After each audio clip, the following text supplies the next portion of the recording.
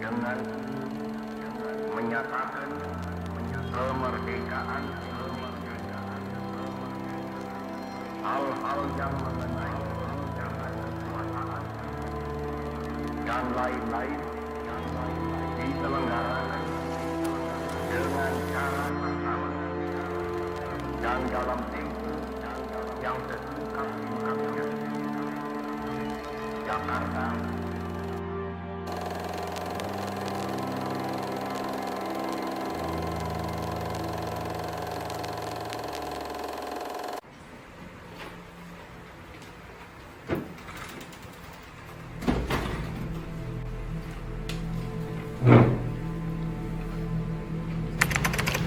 Marilah kita memulai rapat Kongres Pemuda ini. Rapat ini dimulai pada tanggal 30 April 1926 dengan suasana yang kondusif dan peserta-peserta yang antusias.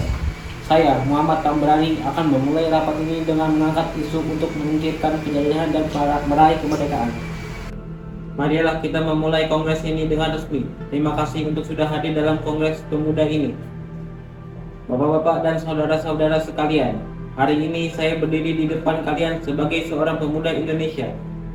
Sebagaimana kita semua tahu, Indonesia adalah tanah air yang kita cintai dan perjuangan bersama. Namun, dalam perjuangan kita menuju kemerdekaan, masih banyak rintangan dan tantangan yang harus kita hadapi. Kongres Pemuda ini adalah momen yang penting bagi kita semua. Kita berkumpul di sini untuk berdiskusi, berdebat, dan menghasilkan solusi untuk masalah-masalah yang dihadapi oleh generasi muda Indonesia. Kita harus bersatu dan bekerja sama untuk mencapai tujuan kita yang sama, merdeka. Saya ingin mengajak kita semua untuk memperkuat persatuan dan kesatuan kita sebagai bangsa Indonesia. Kita harus mengesampingkan perbedaan-perbedaan yang ada di antara kita, baik itu perbedaan agama, suku, maupun golongan. Kita harus merangkul semua elemen masyarakat dan bekerja sama dalam semangat gotong royong untuk mencapai kemerdekaan. Terakhir, saya ingin mengajak kita semua untuk memperjuangkan kemerdekaan Indonesia dengan cara yang damai dan demokratis. Kita harus menunjukkan kepada dunia bahwa kita adalah bangsa yang cerdas, santun, dan beradab. Kita harus menghindari segala bentuk kekerasan dan memperjuangkan kemerdekaan dengan cara yang bermartabat. Bapak-bapak dan saudara-saudara sekalian, Kongres ini adalah momen penting bagi perjuangan kita menuju kemerdekaan. Mari kita jadikan momen ini sebagai awal dari sebuah gerakan besar yang akan mengantarkan kita kepada kemerdekaan yang sebenarnya. Terima kasih. Saya akan lanjutkan panel diskusi ke rekan saya, Suwarso. Dipersilahkan. Baik, terima kasih banyak untuk Muhammad Tambrani telah menyampaikan pidato yang spektakuler dan memberi inspirasi untuk kita semua. Saya sekarang akan memulai diskusinya. Apa ada yang ingin membuka diskusi?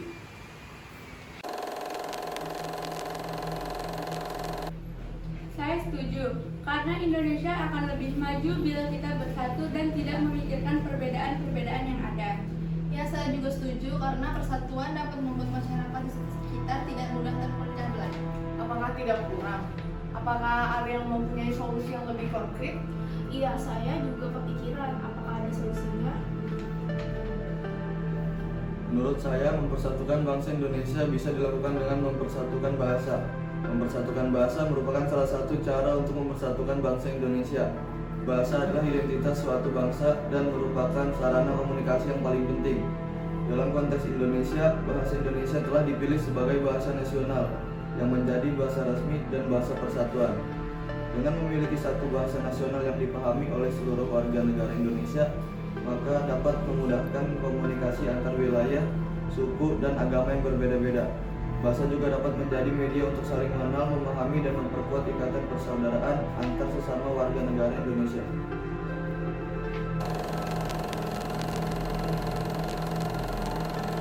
Apakah kita sudah siap untuk mulai untuk pertemuan kedua? Belum Pak, Bahdar Johan dan Ibu Stianti sepertinya terlambat.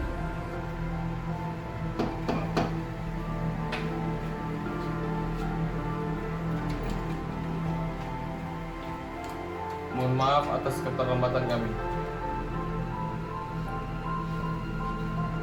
Permintaan maaf Anda saya terima, tapi nggak pada sangat penting. Harap jangan diulangi lagi. Baik Pak, kita tidak akan mengulanginya lagi. Terima kasih atas kebijakannya. Baiklah, apa ada isu yang ingin diangkat pada pertemuan ini? Saya Pak, isu yang ingin saya angkat adalah posisi perempuan perempuan dalam kemerdekaan Indonesia ini. Baik, saya persilakan. Hadirin yang terhormat, saya berdiri di depan Anda hari ini untuk membahas posisi perempuan dalam Kongres Pemuda pertama. Sebagai perempuan dan anggota masyarakat yang sama-sama penting dengan kaum pria, saya yakin bahwa topik ini membutuhkan perhatian yang serius dan mendalam. Pertama-tama, kita perlu memahami bahwa perempuan memainkan peran yang sangat penting dalam masyarakat kita. Mereka adalah ibu, istri, saudari, dan teman yang setia. Mereka juga menjadi pekerja dan profesional yang terampil, yang membuat kontribusi penting untuk kemajuan ekonomi dan sosial. Namun sayangnya, perempuan sering mengalami diskriminasi dan perlakuan yang tidak adil dalam banyak aspek kehidupan. Ini termasuk akses yang terbatas ke pendidikan dan peluang pekerjaan, upah yang lebih rendah untuk pekerjaan yang sama, serta kekerasan dan pelecehan seksual. Oleh karena itu, di Kongres Pemuda pertama, saya berharap kita dapat membahas bagaimana kita dapat memperbaiki posisi perempuan dalam masyarakat. Ini bisa dimulai dengan memastikan bahwa perempuan memiliki hak yang sama dengan kaum pria, seperti akses yang sama ke pendidikan dan pekerjaan yang sama. Terima kasih. Apa para hadirin setuju dengan pidato yang disampaikan oleh Ibu Stienje?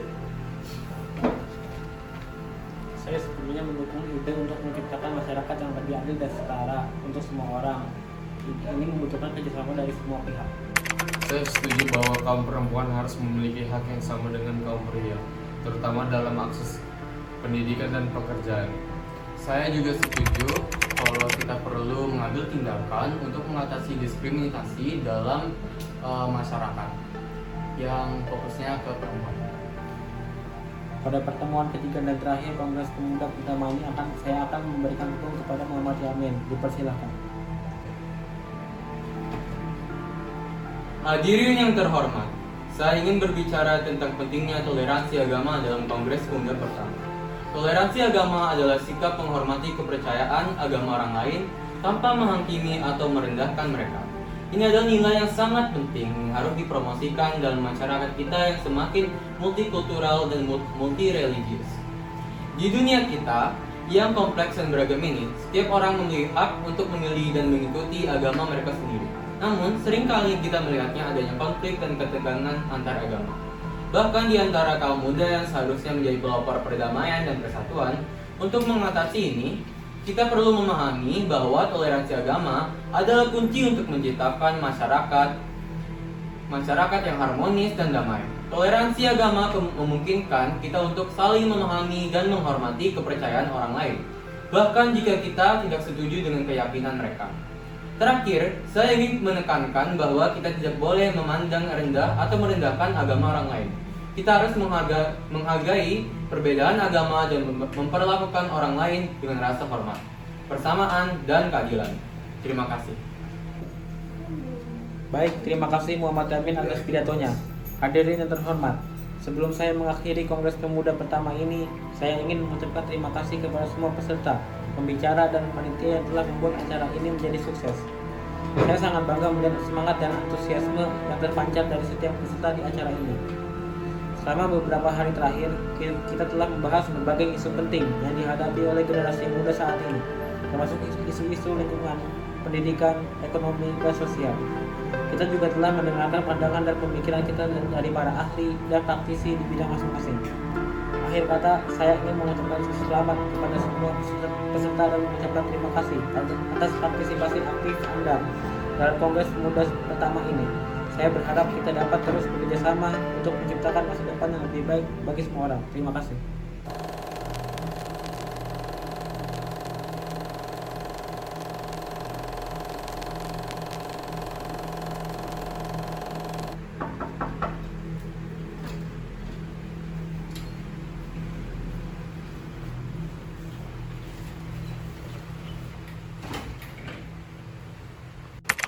Kami mengucapkan terima kasih kepada semua pemuda yang telah datang dari berbagai daerah untuk bergabung dengan kami di Kongres ini.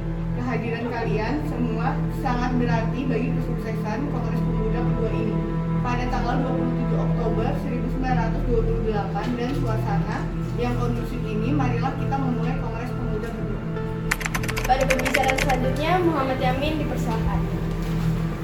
Hadirin yang terhormat, pada kesempatan ini saya ingin berbicara mengenai pentingnya faktor bahasa dan persatuan dalam konteks Kongres Pemuda II.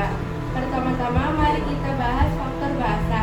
Sebagai bangsa yang memiliki beragam suku dan budaya, bahasa menjadi salah satu faktor penting dalam memperkuat identitas nasional kita.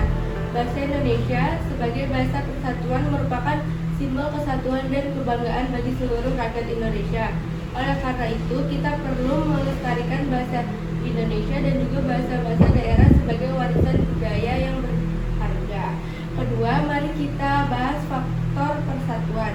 Persatuan merupakan faktor penting dalam membangun bangsa yang kuat dan maju. Kita sebagai generasi muda harus mempunyai sikap yang mengedepankan persatuan dan menghindari sikap yang memecah belah. Dalam konteks Kongres Pemuda II, pemuda dari berbagai suku, agama, dan budaya berkumpul untuk menyuarakan keinginan dan aspirasi mereka. Hal ini menunjukkan bahwa persatuan adalah kunci dalam meraih tujuan bersama.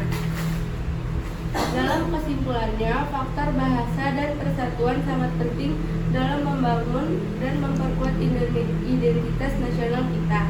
Oleh karena itu, mari kita terus melestarikan bahasa Indonesia dan bahasa daerah, mempelajari dan menghargai sejarah perjuangan bangsa kita, serta mengedepankan sikap persatuan dalam segala aspek kehidupan. Terima kasih. Terima kasih atas penyampaian pidato yang menakjubkan. Saya sangat setuju dengan apa yang disampaikan bahwa bahasa dan persatuan merupakan faktor penting untuk membangun sebuah negara. Ya, saya juga sangat setuju karena persatuan dapat membuat masyarakat di sekitar tidak mudah terpecah belah. Ya, saya sangat setuju karena kita tidak bisa maju sebagai bangsa kalau tetap melihat perbedaan yang ada.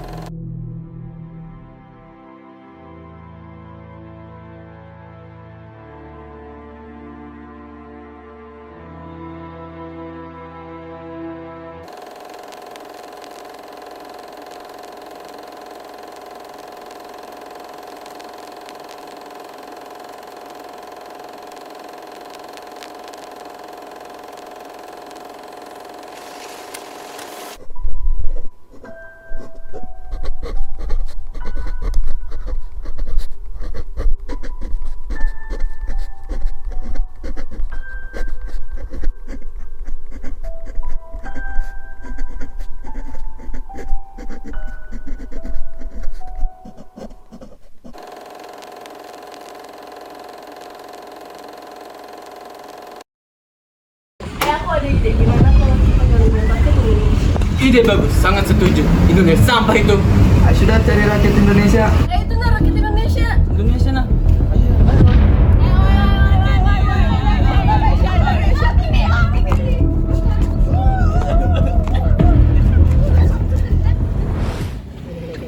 Akhirnya Indonesia menang. Jaya, jaya, jaya.